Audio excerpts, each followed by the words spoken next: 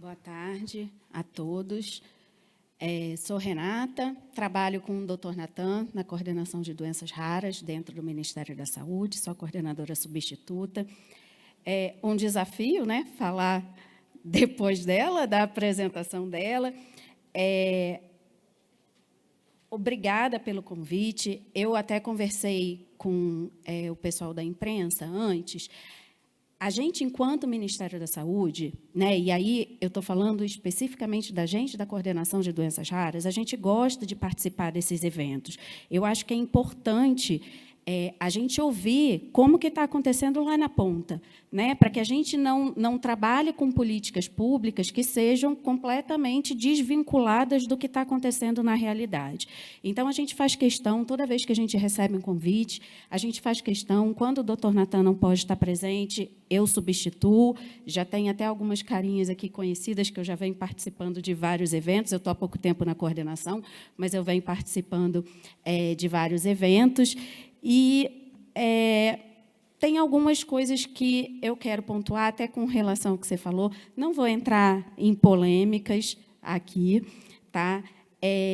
Uma das coisas que a doutora falou e que eu acho importante a gente destacar é que as doenças raras, elas realmente estavam na invisibilidade, né? E o fato da mobilização social e da gente ter uma coordenação de doenças raras dentro do Ministério mostra o quanto essa realidade mudou. A gente tem muita coisa para melhorar, temos muita coisa para melhorar. A gente tem muito trabalho para fazer lá dentro do Ministério, mas a gente vê que as coisas estão caminhando.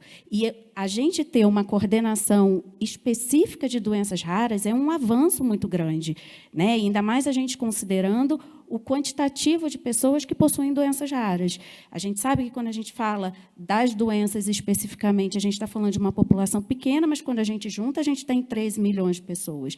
Então, a gente é uma coordenação pequena ainda, uma coordenação nova, mas uma coordenação que está muito focada em atender o paciente, de trazer políticas que sejam voltadas para o cuidado a esse paciente. A gente sabe que a gente tem um monte de desafio. Então, vou voltar aqui para a minha apresentação. Quando a gente fala da questão da mulher, especificamente, a gente pensa num princípio do SUS, que é a questão da equidade, né? A gente sabe que doenças diferentes vão trazer impactos diferentes para populações diferentes, e a gente precisa tratar isso de formas diferentes. E a gente tem essa visão lá dentro da coordenação. É claro que a gente tem inúmeras barreiras, e as barreiras vão além da coordenação, né? Que dentro tem o trâmite todo, não só dentro do Ministério da Saúde, mas de uma forma geral. Falando especificamente do Ministério da Saúde. Então, a gente trabalha com a Política Nacional de Atenção Integral às Pessoas com Doenças Raras, então, a responsabilidade lá da nossa coordenação. Desde que o Natan assumiu, a gente vem trabalhando para implementar essa política, porque não adianta a gente ter uma política no papel se a gente não consegue implementar. Então, a gente vem trabalhando com diversas estratégias para que a gente consiga melhorar o acesso da população, para que a gente consiga diminuir essa jornada diagnóstica que a gente sabe que existe, não só para essa doença, mas para diversas doenças, né? A gente tem aí mais de 7 mil doenças raras, e a gente escuta isso de todos os pacientes. Só antes de eu continuar, o e-mail da nossa coordenação é o cgraras@saude.gov.br. Nós estamos abertos para ouvir todo mundo. Quem quiser mandar sugestão, quiser fazer pergunta, a gente responde à imprensa. O que vocês quiserem, quer agenda com a gente atende muita associação de pacientes, a gente atende as sociedades médicas, a gente está aberto. É claro que nós somos poucos, né? Então a agenda ainda é um pouco difícil, mas a gente está aberto para ouvir. Então, não somos uma coordenação que está fechada para o que está acontecendo, não. A gente recebe todo mundo que pede atendimento lá, que quer falar com a gente, que quer trazer a realidade, até porque são muitas doenças, e a gente sabe, né, que cada um tem a sua particularidade e acaba procurando a gente. Desde que a coordenação foi criada, a gente teve um avanço com relação aos serviços de doenças raras. Então, tanto os serviços de referência quanto os serviços de atenção, a gente teve um aumento, né, das habilitações para esses serviços, e a gente está trabalhando para que a gente consiga habilitar mais serviços. A região norte do país é um problema para qualquer política pública, não só para doenças raras, né? A gente tem a questão de acesso, né? Estou falando de logística mesmo com relação à região norte, mas a gente tem também falta de profissionais. A gente não tem profissionais para a gente colocar. Como é que a gente habilita um serviço de referência se a gente não tem equipe para montar um serviço de referência, né? Então, a gente tem muitas dificuldades na região norte do país, mas que a gente vem trabalhando, inclusive em parceria com a outra secretaria, né, com a CEIDIG, a questão da telesaúde, que eu acho que talvez seja, pensando no especialista, é a melhor estratégia para a gente alcançar locais que a gente não consiga estar fisicamente. Com relação à incorporação de tecnologias, a gente sabe que é uma dificuldade na Raras, né? E uma dificuldade por diversos motivos, por conta das evidências. Então, isso é uma coisa que eu participo de todas as reuniões da Conitec, e isso é uma coisa que a gente vem escutando sempre nas discussões, não tem evidências robustas, e a gente sabe que, para doenças raras, a gente não vai encontrar esses mega ensaios clínicos randomizados, a gente sabe que a gente não vai ter isso. Então, isso é uma discussão que a gente tem dentro do Ministério, que a gente sabe que a gente precisa olhar de outra forma, né, para essas condições raras.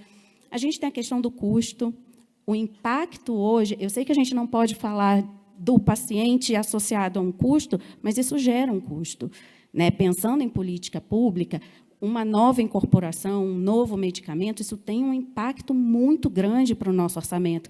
E a gente, às vezes, não tem orçamento para disponibilizar, às vezes não, a maioria das vezes, a gente não tem orçamento para disponibilizar. Eu participo de muita audiência pública, tanto aqui na Câmara dos Deputados quanto no Senado, e uma das coisas que eu venho falando com os parlamentares é que algumas coisas, e aí não estou falando da incorporação de tecnologias, porque isso, né, tem o trâmite que tem que passar pela Conitec, mas tem algumas coisas que a gente, às vezes, consegue resolver com emenda parlamentar. Então, isso é uma coisa que dá para a gente, né, principalmente a sociedade civil, de negociar com o parlamentar. Eu fui numa audiência pública que uma mãe falou que estava precisando de um microfone especial para uma criança com deficiência auditiva, que era para a escola. Isso é uma coisa que uma emenda parlamentar consegue, né, disponibilizar, apoio para pé ou algum outro material. Então, a gente pode utilizar também, os parlamentares eles podem participar, né, desse cuidado aos pacientes com doenças raras, dessa forma, através das emendas parlamentares, que acaba sendo um recurso adicional ao que a gente já tem enquanto Ministério da Saúde. A gente está, esse ano, atualizando diversos PCDTs, outra coisa, outro processo que é super demorado também, então, mas é um trabalho intenso, a gente tem coordenações específicas lá dentro do Ministério, departamentos específicos só para atualização de PCDTs, isso é outra coisa que a gente vem trabalhando. Uma outra coisa que eu quero reforçar é com relação à atenção primária. Eu sou da atenção especializada, e a gente, lá dentro das doenças raras, a gente já entendeu que a gente precisa da atenção primária. A gente sabe que a atenção primária ela não vai assumir o cuidado desse paciente, porque um paciente com doença rara é um paciente que vai depender da atenção especializada. Mas a gente sabe que, para diminuir essa jornada diagnóstica, a gente precisa deles, né? Então, a gente já vem fazendo um trabalho com o pessoal da atenção primária, já tivemos diversas reuniões para que a gente consiga fazer uma aproximação e ver qual é a melhor forma. Quando vocês falam assim, capacitação dos profissionais, eu fico,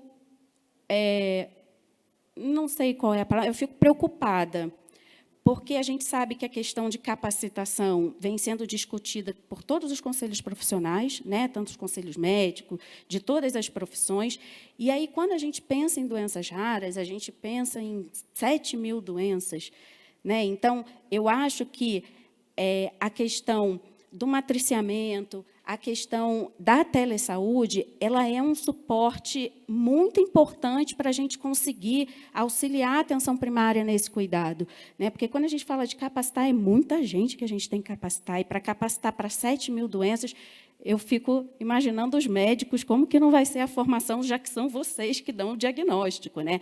Então, é uma coisa difícil, mas é claro que a gente tem estratégias que a gente pode melhorar. A gente já tem pensado em alguns tipos de produção de materiais, né, de divulgação, não só para médico, mas para o agente comunitário de saúde também, para o enfermeiro, para quem está lá na ponta, que consiga ter a suspeição de que tem alguma coisa ali que está fora, né, do normal que ele encontra ali, do tradicional que ele está acostumado a atender ali naquele centro de saúde. Como já falei para vocês, a gente está com o espaço de escuta aberto, estamos abertos. O que vocês quiserem mandar de sugestão para a gente também, não briga só com a gente, não. Não fica mandando só. Pode mandar sugestão também, fala assim, pode mandar no e-mail, fala assim, Renata, pensei numa coisa, vê se vocês acham que é viável, manda ideia para a gente também, porque a gente tem, nós somos 18 pessoas na coordenação, então a gente só tem 18 cabeças pensantes, mas aqui a gente tem um monte de cabeça pensante, então pode mandar ideia para a gente também, que a gente está aberto a escutar e ver, né, dentro das ideias que vocês sugerirem, o que é viável, o que a gente consegue fazer, o que a gente tem orçamento para fazer, o que a gente consegue melhorar.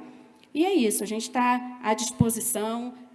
A coordenação de doenças raras, a gente trabalha para o paciente, para as famílias dos pacientes. Ninguém ali dentro do Ministério, dentro da coordenação, tem interesse político em nada. A gente está ali porque é todo mundo profissional de saúde, que quer cuidar e quer oferecer um melhor cuidado para esses pacientes. E a gente está à disposição. Obrigada, gente. Obrigado, Renata. Renata, qual o e-mail mesmo? Lembrar o e-mail? cgraras@saude.gov.br. Pronto. Pode encher a nossa caixa de e-mail. Se quiser colocar assim, é para a Renata ler, pode mandar também, que eles mandam para mim. Tá bom? Excelente. Obrigado, Renata. Obrigado por estar aqui conosco nessa tarde.